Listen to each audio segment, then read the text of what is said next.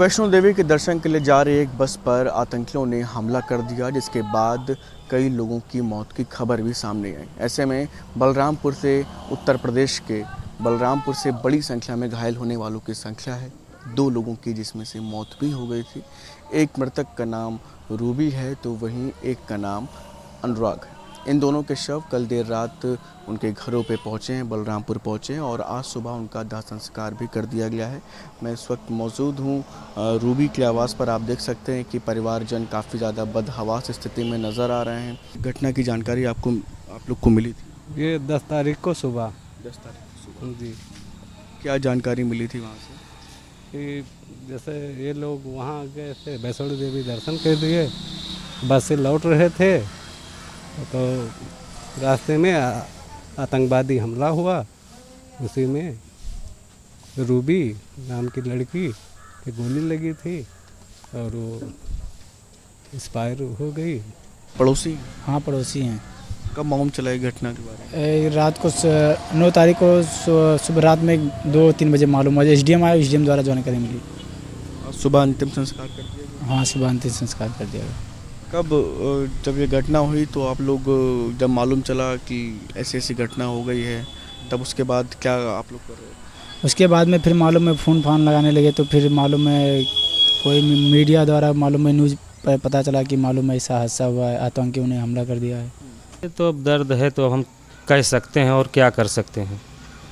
कह सकते हैं अगर सुनेंगे हमारे लोग, अगर सुनेंगे जी बिल्कुल सुनेंगे, इसीलिए ही हम आए। अगर सुनाई होगा, अगर सुन रहे हैं तब तो कुछ भी होगा, अगर नहीं सुनेंगे तो क्या होगा हमारा वहाँ पर। वैसे फ़िलहाल हमारे घर के तो 2 सदस्य चले गए हैं, अब उसके हम क्या बताएं। कर सकती हैं बहन आप? हाँ देखो क्या बोलबे कुछ। हाँ बता दीजिए। तो मोदी और जम्मू कश्मीर फूक दे, उनके इतना दम हुए तो ना पर साल एक वोट न दे और क्यों को न दे फूक दे सबका आधार। देख सकते हैं कि परिवारजन और घर के आसपास के लोग ठोस से ठोस कार्रवाई की बात कह रहे हैं, लेकिन पीड़ित परिवार आप देख सकते हैं कि मृतक की बहन है सामने, काफ़ी बदहवास स्थिति में है और उसके परिवारजन को कि आज ही सुबह ये अंतिम संस्कार किया गया है, तो लिहाजा परिवार में काफ़ी ज़्यादा दुख है क्योंकि घटना होने के कुछ दिन बाद ही शव यहाँ पर आ पाया है। तो ऐसे में इसे लेकर के भी काफ़ी ज़्यादा परिवार इंतज़ार कर रहा था और ऐसे में ये इंतज़ार उनके दुख में लगातार तब्दील होता हुआ नज़र आ रहा है। जिस घर में अनुराग की किलकारियाँ गूंजी, आज उसी घर में सन्नाटा पसरा हुआ है। दरअसल जम्मू कश्मीर में बीते दिनों हुए आतंकी हमले के बाद अनुराग की भी इसी घटना में मौत हो गई थी। आतंकियों ने हमला किया, जिसके बाद अनुराग जो 14 वर्ष का था उसको वह भी जख्मी हुआ और उसके बाद उसकी मौत हो गई।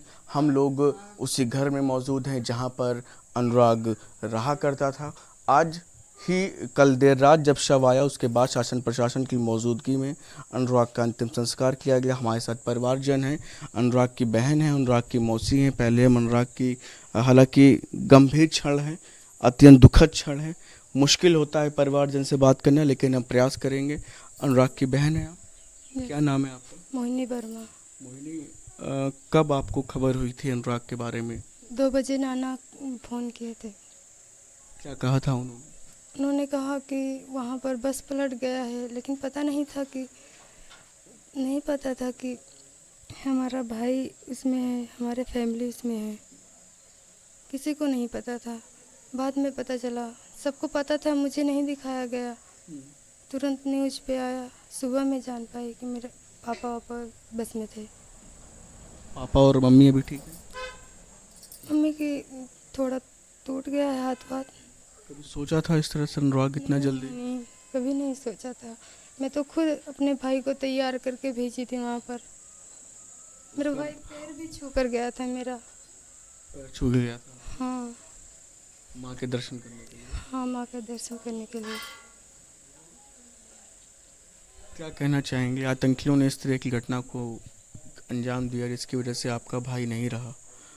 क्या चाहती हैं कि कैसे कार्रवाई हो आतंकियों पर, सरकार क्या करे? यही चाहती हूँ कि सब आतंकियों को ढूंढना जाए और सज़ा दिया जाए। क्या कर सकते हैं, भैया तो गए, दीदी भी गई। हाँ बहुत ज़्यादा, आज 5 दिन हो गए हम लोग खाना नहीं खाए। ना भी खाना खाना नहीं खाते हैं। इतना छोटा है, जिस दिन चोट लगी उसी दिन इससे नहीं खाया, रो रहा था रात में। पड़ोस के कोई लोग लाते हैं दे देते हैं, थोड़ा बहुत वही खा लेते हैं हम लोग, नहीं तो वो भी नहीं। परिवार जो है ये मांग कर रहा है कि कड़ी से कड़ी सज़ा आतंकियों को मिले और भारत सरकार जो जिन आतंकियों के द्वारा ये काम किया गया है उनसे बदला लेने का काम करे। वीडियो जर्नलिस्ट सैफुल हसन के साथ शुभम पांडे, न्यूज़ स्टेट, बलरामपुर।